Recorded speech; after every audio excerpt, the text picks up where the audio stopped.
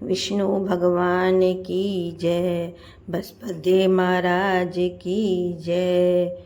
बृहस्पतिवार व्रत की विधि। इस दिन बृहस्पति देव महाराज की पूजा होती है।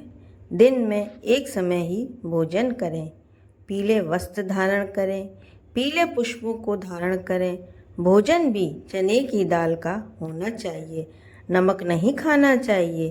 पीले रंग का फूल, चने की दाल, पीले कपड़े तथा पीले चंदन से पूजा करनी चाहिए। पूजन के पश्चात कथा सुननी चाहिए। इस व्रत के करने से बृहस्पति जी अति प्रसन्न होते हैं। मनोवांछित वर की प्राप्ति, परिवार में सुख, धन और विद्या का लाभ होता है। स्त्रियों के लिए यह व्रत अति आवश्यक है। इस व्रत में केले का पूजन होता है। बृहस्पतिवार व्रत कथा। प्राचीन समय की बात है। भारत में एक राजा राज्य करता था। वह बड़ा प्रतापी तथा दानी था। वह नित्य प्रति मंदिर में भगवान के दर्शन करने जाता था। वह ब्राह्मण और गुरु की सेवा किया करता था। उसके द्वार में कोई भी याचक निराश होकर नहीं लौटता था। वह प्रत्येक गुरुवार को व्रत रखता और पूजन करता था। हर दिन गरीबों की सहायता करता था। परंतु ये सब बातें उसकी रानी को अच्छी नहीं लगती थी। वह न व्रत करती और न किसी को एक भी पैसा दान में देती थी। वह राजा से भी ऐसा करने को मना किया करती थी। एक समय की बात है कि राजा शिकार खेलने वन को चले गए। घर पर रानी और दासी थी। उस समय गुरु बृहस्पति साधु का रूप धारण कर राजा के दरवाजे पर भिक्षा मांगने आए। साधु ने रानी से भिक्षा मांगी तो वह कहने लगी, हे साधु महाराज, मैं इस दान और पुण्य से तंग आ गई हूँ। इस कार्य के लिए मेरे पति देव ही बहुत हैं। अब आप ऐसी कृपा करें कि सारा धन नष्ट हो जाए तथा मैं आराम से रह सकूं। साधु रूपी बृहस्पति देव ने कहा, हे देवी, तुम बड़ी विचित्र हो। संतान और धन से कोई दुखी नहीं होता, इसको सभी चाहते हैं। पापी भी पुत्र और धन की इच्छा करता है। अगर तुम्हारे पास धन अधिक है तो भूखे मनुष्य को भोजन कराओ, प्याऊ लगवाओ, ब्राह्मणों को दान दो, धर्मशालाएं बनवाओ, कुआं, तालाब, बावड़ी, बाग बगीचे आदि का निर्माण कराओ तथा निर्धनों की कुंवारी कन्याओं का विवाह कराओ। साथ ही यज्ञ आदि करो। इस प्रकार के कर्मों से आपके कुल और आपका नाम परलोक में भी सार्थक होगा एवं तुम्हें भी स्वर्ग की प्राप्ति होगी। परंतु रानी साधु की इन बातों से खुश नहीं हुई। उसने कहा, हे साधु महाराज, मुझे ऐसे धन की आवश्यकता नहीं जिसको मैं अन्य लोगों को दान देती फिरूं तथा जिसको रखने और संभालने में मेरा सारा समय नष्ट हो जाए। साधु ने कहा, हे देवी, यदि तुम्हारी ऐसी ही इच्छा है तो जैसा मैं तुम्हें बताता हूँ तुम वैसा ही करना। बृहस्पतिवार के दिन घर आंगन को गोबर से लीपना, अपने केशों को पीली मिट्टी से धोना, केशों को धोते समय स्नान करना और राजा से कहना कि वह हजामत करवाए। भोजन में मांस मदिरा खाना, कपड़े धोबी के यहाँ धुलने देना। इस प्रकार 7 बृहस्पतिवार करने से तुम्हारा सारा धन नष्ट हो जाएगा। यह कहकर साधु महाराज रूपी बृहस्पति देव अंतर ध्यान हो गए। रानी ने साधु के कहने के अनुसार 7 बृहस्पतिवार तक वैसा ही करने का विचार किया। साधु ने बनाए अनुसार कार्य करते हुए केवल 3 बृहस्पतिवार ही बीते थे कि उसकी समस्त धन संपत्ति नष्ट हो गई। भोजन के लिए दोनों समय परिवार तरसने लगा तथा सांसारिक भोगों से दुखी रहने लगा। जब राजा रानी से कहने लगा कि हे रानी, तुम यहाँ पर रहो, मैं दूसरे देश को जाता हूँ, क्योंकि यहाँ पर मुझे सभी मनुष्य जानते हैं, इसीलिए मैं यहाँ पर कोई काम नहीं कर सकता। मैं अब परदेश जा रहा हूँ, वहाँ कोई काम धंधा करूँगा, शायद हमारे भाग्य बदल जाएं। ऐसा कहकर राजा परदेश चला गया। वह वहाँ जंगल में लकड़ी काट कर लाता और शहर में बेचता। इस तरह वह अपना जीवन व्यतीत करने लगा। इधर राजा के बिना रानी और दासियां दुखी रहने लगी। किसी दिन भोजन मिलता और किसी दिन जल पीकर ही रह जाती। एक समय रानी और दासियों को 7 दिन बिना भोजन के व्यतीत करने पड़े। तो रानी अपनी दासी से कहा, हे दासी, यहाँ पास ही के नगर में मेरी बहन रहती है। वह बड़ी धनवान है। तू उसके पास जा और वहाँ से 5 सेर बेजर मांग कर ले आ, जिससे कुछ समय के लिए गुजारा हो जाएगा। दासी रानी की बहन के पास गई। रानी की बहन उस समय पूजा कर रही थी। बृहस्पतिवार का दिन था। दासी ने रानी की बहन से कहा, हे रानी, मुझे आपकी बहन ने भेजा है, मुझे 5 सेर बेजर दे दो। दासी ने यह बात अनेक बार कही, परंतु रानी की बहन ने कोई उत्तर नहीं दिया, क्योंकि वह उस समय बृहस्पतिवार की कथा सुन रही थी। जब दासी को रानी की बहन से कोई उत्तर नहीं मिला तो वह बहुत दुखी हुई।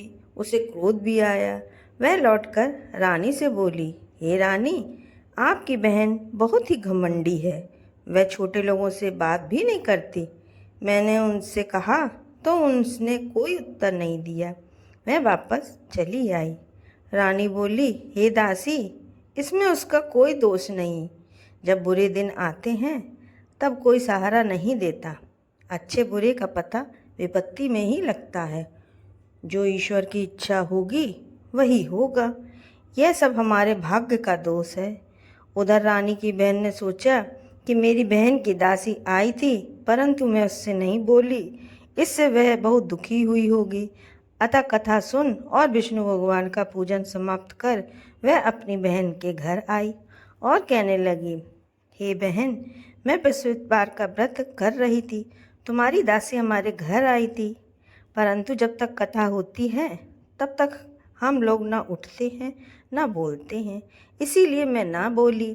कहो दासी क्यों गई थी? रानी बोली, बहन, हमारे घर अनाज नहीं था।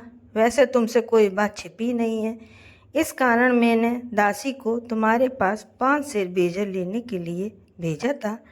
रानी की बहन बोली, बहन देखो, बृहस्पति भगवान सबकी मनोकामना पूर्ण करते हैं। देखो, शायद तुम्हारे घर में भी अनाज रखा हो। यह सुनकर दासी घर के अंदर गई तो वहाँ उसे एक बड़ा घड़ा बेजर का भरा मिल गया। उसे बड़ी हैरानी हुई, क्योंकि उसने एक एक बर्तन देख लिया था। उसने बाहर आकर रानी को बताया। दासी अपनी रानी से कहने लगी, हे रानी, देखो, वैसे हमको जब अन्न नहीं मिलता तो हम रोज ही व्रत करते हैं। अगर इनसे इस व्रत की विधि पूछ ली जाए तो हमें भी यह कर लिया करेंगे। दासी के कहने पर रानी ने अपनी बहन से बृहस्पतिवार व्रत के बारे में पूछा। उसकी बहन ने बताया, हे रानी बहन, बृहस्पतिवार को सूर्योदय से पूर्व उठकर स्नान कर कर बृहस्पतिवार का व्रत करना चाहिए, लेकिन उस दिन सर नहीं धोना चाहिए। बृहस्पतिवार के व्रत में चने की दाल और मुनक्कों से विष्णु भगवान को केले के वृक्ष की जड़ से पूजन करें तथा दीपक जलावें।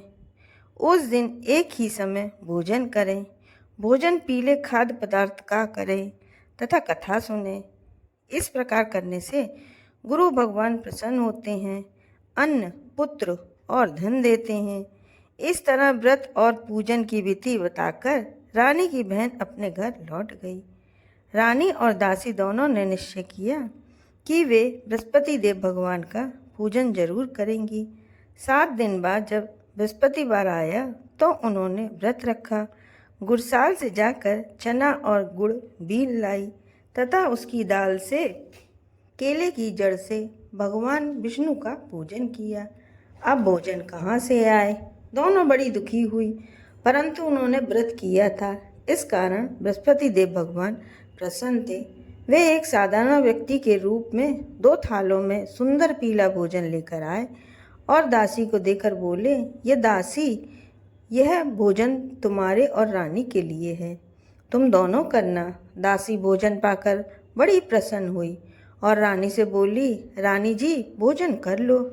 रानी को भोजन आने के बारे में कुछ पता नहीं था, इसीलिए वह दासी से बोली, जा तू ही भोजन कर, क्योंकि तू हमारी व्यर्थता पे हंसी उड़ाती है। दासी बोली, एक व्यक्ति अभी भोजन दे गया है। रानी कहने लगी, वह भोजन तेरे लिए ही दे गया होगा, तू ही भोजन कर। दासी ने कहा, वह व्यक्ति हम दोनों के लिए 2 थालों में भोजन दे गया है, इसीलिए मैं और आप दोनों ही साथ साथ भोजन करेंगी। फिर दोनों ने गुरु भगवान को नमस्कार कर भोजन आरंभ किया। उसके बाद से वे प्रत्येक बृहस्पतिवार को गुरु भगवान का व्रत और पूजन करने लगी। बृहस्पति भगवान की कृपा से उनके पास धन हो गया, परंतु रानी फिर पहले की तरह आलस करने लगी। तब दासी बोली, देखो रानी, तुम पहले भी इस आलस करती थी, तुम्हें धन के रखने से कष्ट होता था, इस कारण सभी धन नष्ट हो गया। अब गुरु भगवान की कृपा से धन मिलता है तो फिर तुम्हें आलस होता है।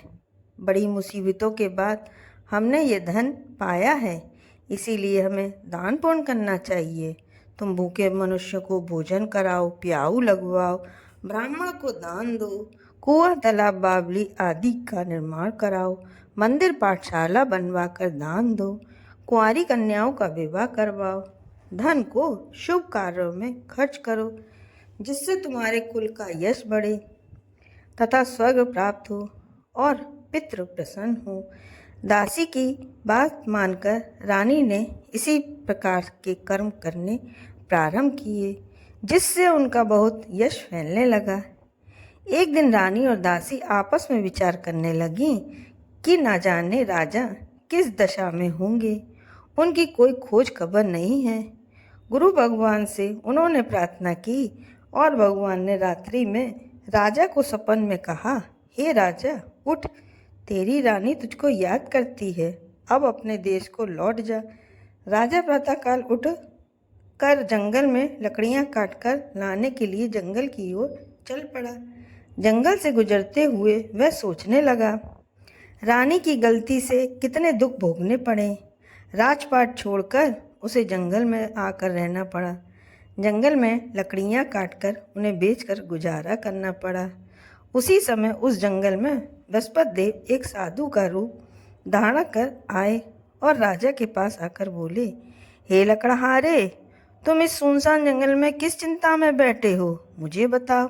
यह सुन राजा के नेत्रों में जल भर आया और साधु की वंदना कर बोला, हे प्रभु, आप सब कुछ जानने वाले हैं। इतना कहकर राजा ने साधु को अपनी संपूर्ण कहानी सुना दी। महात्मा तो स्वभाव से ही दयालु होते हैं। वे राजा से बोले, हे राजा, तुम्हारी पत्नी ने बृहस्पति देव के प्रति अपराध किया था, जिसके कारण तुम्हारी यह दशा हुई।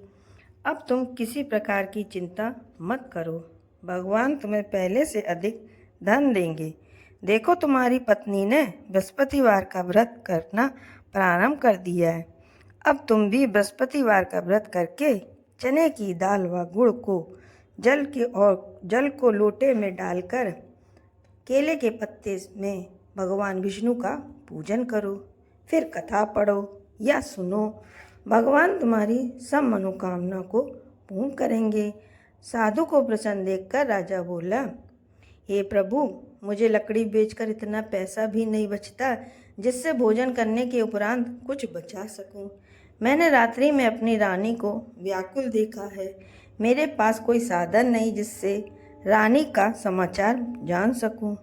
फिर मैं बृहस्पति देव की कौन सी कहानी कहूं या सुनूं, मुझको जो कुछ भी मालूम नहीं है। साधु ने कहा, हे राजा, तुम किसी बात की चिंता मत करो।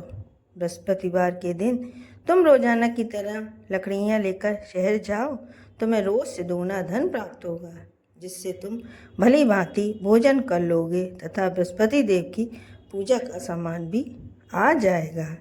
बोलो बृहस्पति देव की जय। बृहस्पति देव की व्रत कथा। प्राचीन काल में एक बहुत ही निर्धन ब्राह्मण था। उसके कोई संतान नहीं थी। वह नित्य पूजा पाठ करता, परंतु उसकी स्त्री बहुत मलिनता के साथ रहती थी। वह न स्नान करती और न किसी देवता का पूजन करती। प्रातःकाल उठते ही सर्वप्रथम भोजन करती, बाद में कोई अन्य कार्य करती। इस कारण ब्राह्मण देवता बहुत दुखी रहते थे। पत्नी को बहुत समझाते, किंतु उसका कोई परिणाम न निकला।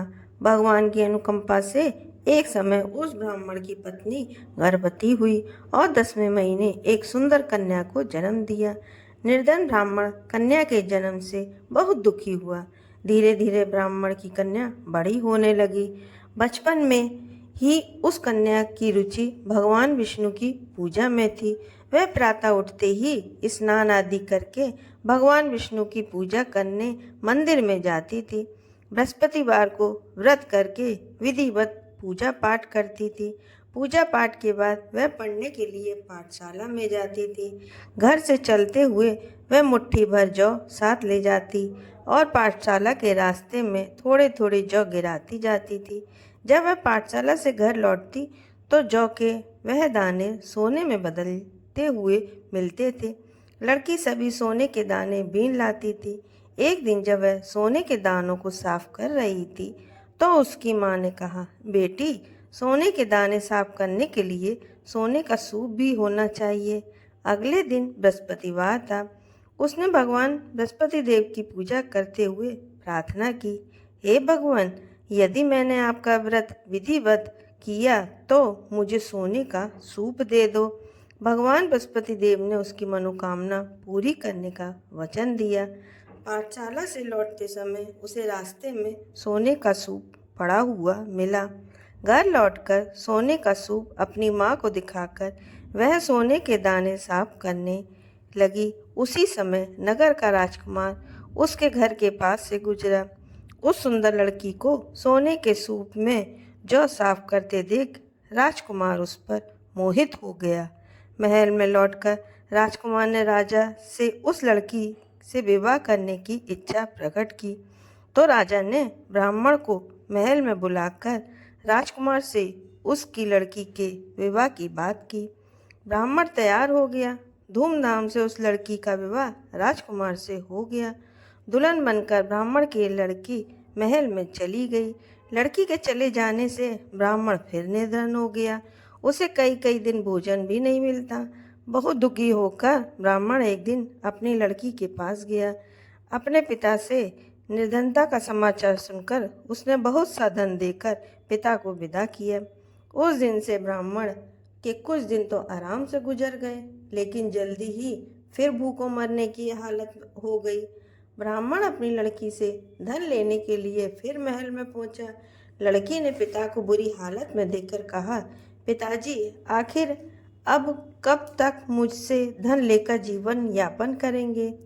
आप कोई ऐसा उपाय क्यों नहीं करते जिससे आपका घर धन संपत्ति से भर जाए? ब्राह्मण ने कहा, मैंने तेरी माँ को बहुत समझा लिया, पर उसकी समझ में कुछ नहीं आता।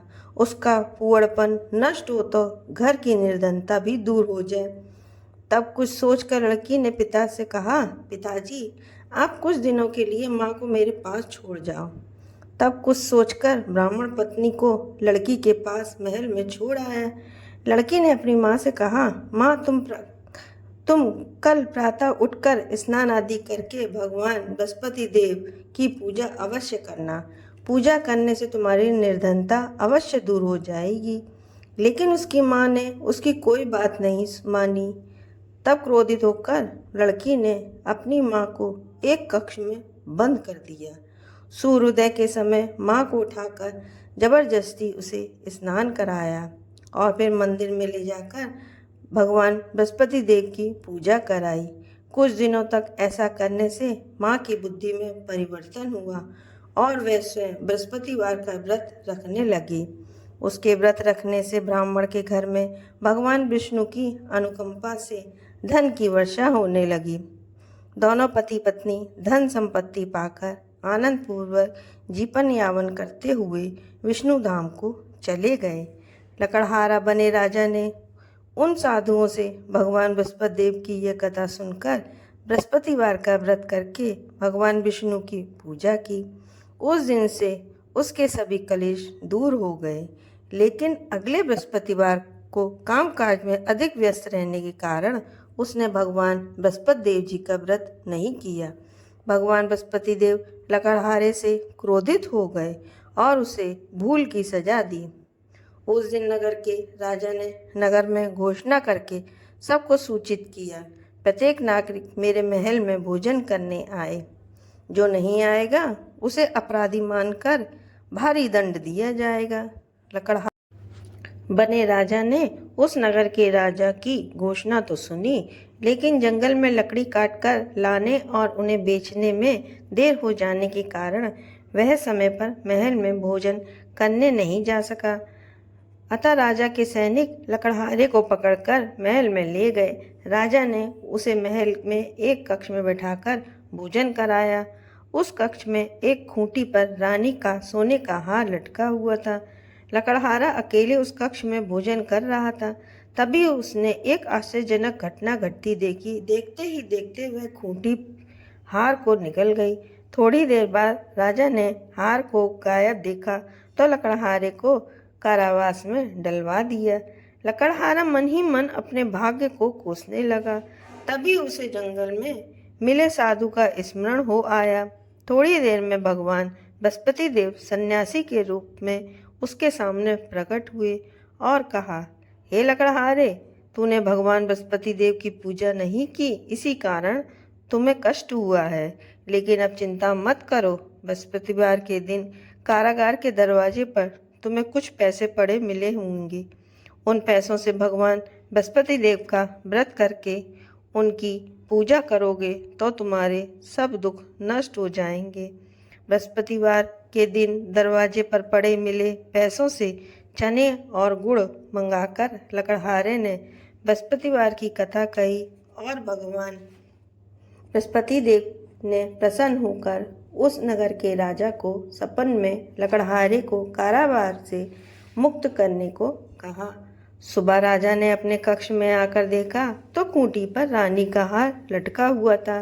राजा ने लकड़हारे को मुक्त कर दिया और उसे धन और आभूषण देकर विदा किया।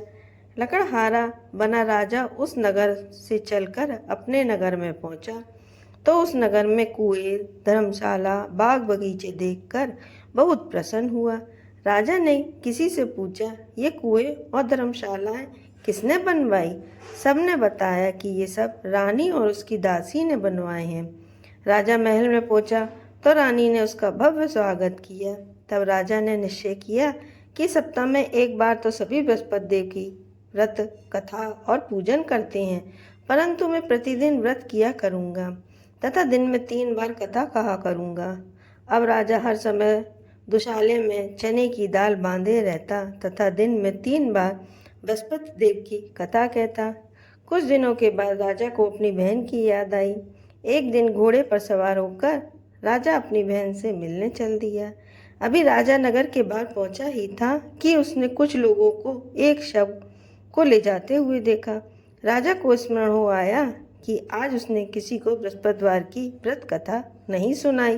राजा ने उन लोगों को रोककर कहा, भाइयों, आप शव को ले जाने से पहले मुझसे बृहस्पतिवार की कथा सुन लें।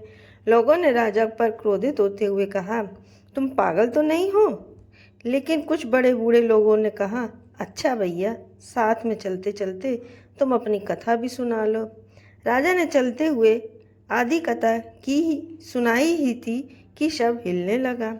राजा ने पूरी कथा सुनाते ही शव उठकर बैठ गया। लोगों ने हैरानी से दांतों तले उंगली दबाई और अगले बृहस्पतिवार से भगवान बृहस्पति देव का व्रत करने व कथा सुनने का निश्चय कर लिया। अब घोड़े पर सवार राजा चलते हुए एक किसान के पास पहुंचा।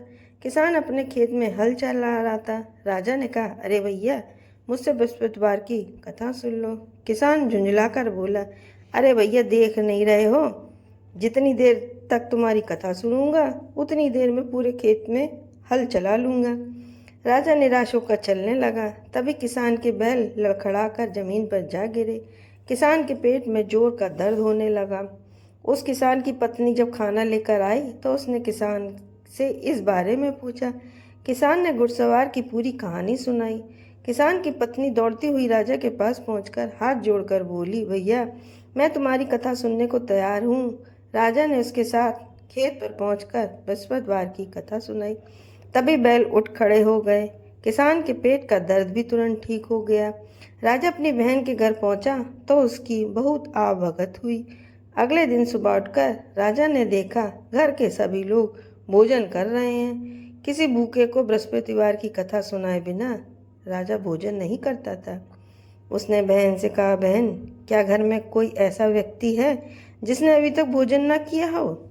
उसकी बहन बोली, भैया हमारे घर में तो क्या, आपको पूरे नगर में कोई ऐसा व्यक्ति नहीं मिलेगा जिसने सुबह सुबह भोजन नहीं किया हो। तब राजा ने बहन के घर से निकलकर उस नगर में बिना भोजन किए व्यक्ति की तलाश की। एक गरड़िए के घर में उसका बेटा बीमार होने के कारण भूखा रह गया था। राजा ने उसको जाकर बृहस्पतिवार की कथा सुनाई। कथा सुनते सुनते गरड़िए का बीमार बेटा बिल्कुल ठीक हो गया। सबने राजा की बहुत प्रशंसा की।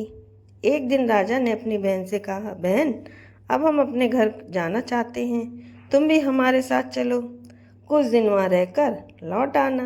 राजा की बहन ने अपनी सास से पूछा तो सास ने ताना देते हुए कहा, बहू मायके जाना हो तो अकेली जाना, मेरे पोतों को नहीं ले जाना, क्योंकि तुम्हारे भाई के कोई संतान नहीं है।